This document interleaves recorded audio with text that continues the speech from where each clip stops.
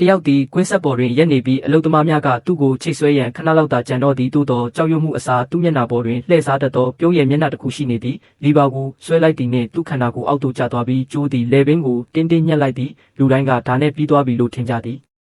သို့သောလူအားလုံးအံ့အားသင့်သွားရသည်မှာလူသေဆုံးနေရမည့်အစားသူသည်လေထဲတွင်ရုတ်တရက်ပြုံးလိုက်သည်လူအားလုံးအတန်ထွက်អော်လိုက်ကြသည်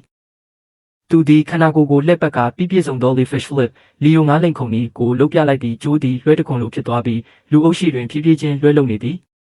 အဖိုးကြီးတဦးအံ့အားသင့်လွန်သဖြင့်တတိလစ်သွားသည်သို့သောဤလောက်ရက်သည်ရိုးရိုးလှည့်စားမှုမဟုတ်ခဲ့အဲ့ဒီအချိန်တည်းကသူ့အဖွဲ့သားများသည်ရွာတရွာလုံးကိုလူရက်နေကြပြီဖြစ်သည်လက်ဝိယတနာများရွှေများဒေသခံအမျိုးသမီးများ၏အာယုံပြန့်လွင့်မှုပါမချန်ခဲ့ပါမှလွတ်မသွားခဲ့အဆောင်တပ်ဖွဲ့ဝင်များတနက်ကိုဆွဲထုတ်လိုက်ကြသည်သို့သောပြစ်မလိုက်ခင်သူ့တငယ်ချင်းတယောက်ကဓာတ်တလက်ကိုလေထဲပစ်လွတ်လိုက်သည်ဓာတ်သည်ကျိုးကိုတိတိကျကျဖြတ်တောက်လိုက်သည်ထိုလူသည်ကျသွားပြီးမြေပေါ်တွင်လှိမ့်ကသူ့အဖော်များပေးသို့ရောက်သွားသည်ချက်ချင်းတယောက်ကကျိုးကိုဆွဲယူကသူတို့အားလုံးအတူတကွပြေးထွက်သွားကြသည်ဖုံးမှုများမကြခင်မှာပင်သူတို့ပြောက်ကွယ်သွားခဲ့ပြီ